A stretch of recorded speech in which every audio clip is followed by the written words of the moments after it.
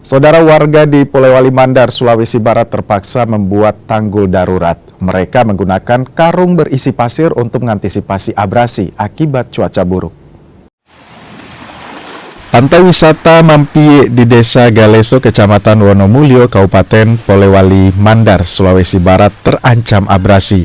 Kondisi cuaca yang buruk berupa angin kencang dan gelombang tinggi membuat bibir pantai perlahan kian hancur.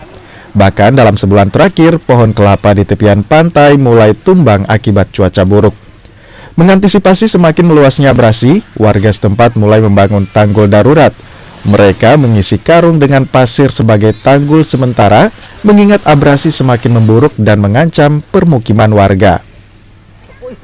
Ribuan karung disusun di sepanjang bibir pantai untuk meminimalkan dampak ombak yang langsung menghantam pemukiman.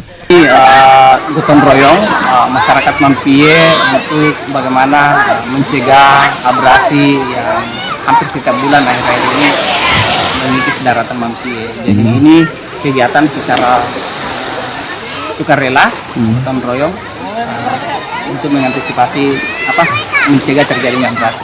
Jadi karung ini ada sekitar 2.000 lebih karung, itu hasil donasi. Jadi patungan-patungan warga, ada juga dari beberapa sumbangan dari luar.